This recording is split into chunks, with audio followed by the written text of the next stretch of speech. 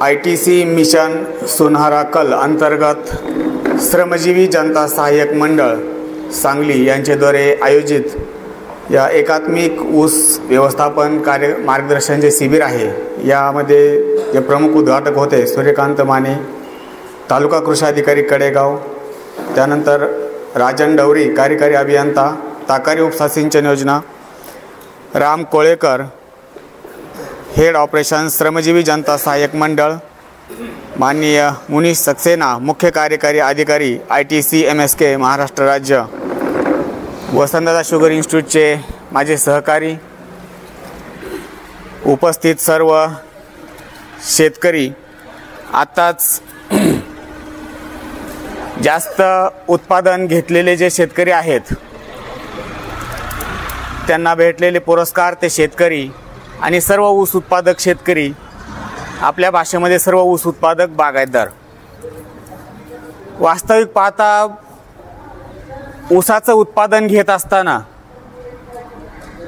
आपली जमीन कोणत्या प्रकारची आहे, कोणत्या हंगामामध्ये आपण ऊस लावतोय आणि तो ऊस लावत असताना आपल्याला रासायनिक खतांची किती आवश्यकता आहे, किती मात्रा द्यायची आहे, पाण्याची किती आवश्यकता आहे,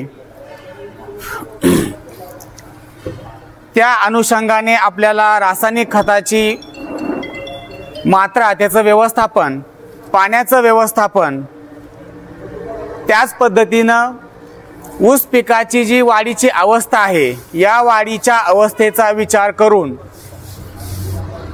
जमिनीची सुपीकता शाश्वत ठेवून, सगळ्यात महत्त्वाचा भाग आहे की जमिनीची सुपीकता आपल्याला चिरकाल टिकवायची आहे. फक्त एकाच वर्षी ऊसाचं उत्पादन 100 टन घ्यायचं आणि परत जे काय उत्पादन आहे ते अगदी 20-30 टनापर्यंत किंवा त्याच्या पुढे आपण आणखीन जाऊ शकलेलं नाही आहे. सर्वसाधारणपणे महाराष्ट्र राज्याचा जर विचार केला, ॲव्हरेज ऊसाचं उत्पादन हे 85 ते 90 टन प्रति हेक्टर एवढ्यापर्यंत आहे. म्हणजे एकरी उत्पादन किती झालं तुमचं ते 30-35 टन 40 टन. म्हणजे विषमता बघा, काही शेतकरी 100 टन ऊसाचं उत्पादन घेत आहेत, काही शेतकरी काय करतायत 30 टन 40 टन 35 टन एवढं ऊसाचं उत्पादन आहे. तर याच्या मागे जर विचार केला तर सगळ्यात महत्त्वाचा भाग आहे की आपण व्यवस्थापन कशा पद्धतीनं करतोय. माती जिवंत आहे, म्हणजे माती ही काय मृत नाही आहे, माती जिवंत आहे, त्यामध्ये येणारं पीक हे जिवंत आहे.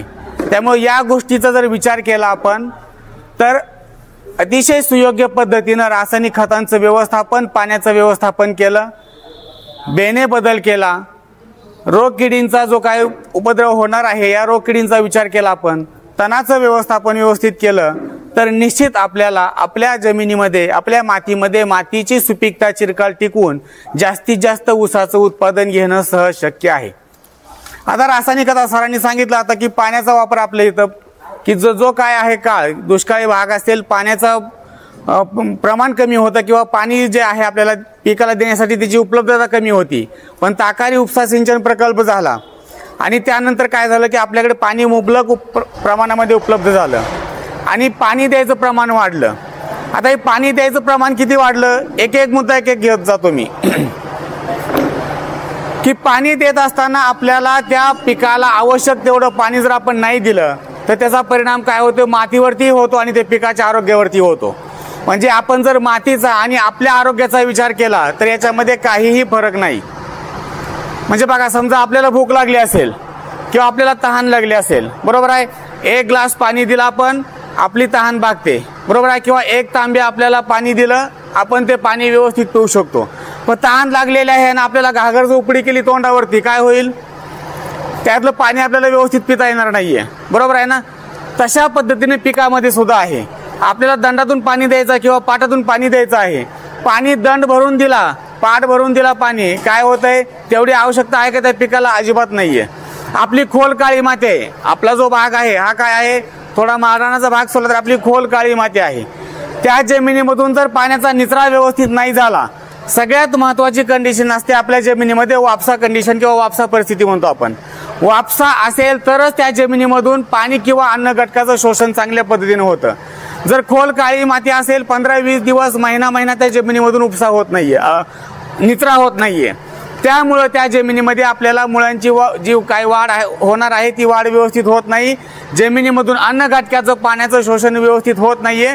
त्यामुळं आपल्याला काय होतं, त्या जमिनीमधून ऊस पिकाचं उत्पादन किंवा इतर कुठल्याही पिकाचं उत्पादन आहे हे आपल्याला अपेक्षित उत्पादन येत नाहीये.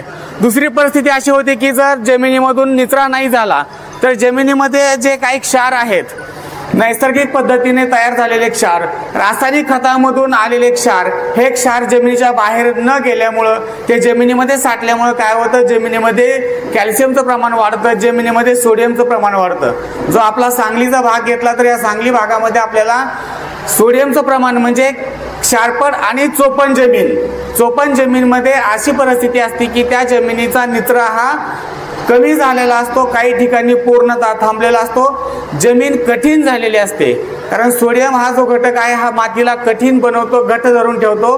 त्यामुळं अशा जमिनीमध्ये मुळांची वाढ व्यवस्थित होत नाही, अशा जमिनीमधून पाण्याचा निचरा व्यवस्थित होत नाही, अशा जमिनीमध्ये सर्वसाधारणपणे नांगर सुद्धा सहजासहजी चालत नाहीये, अशी परिस्थिती निर्माण होते.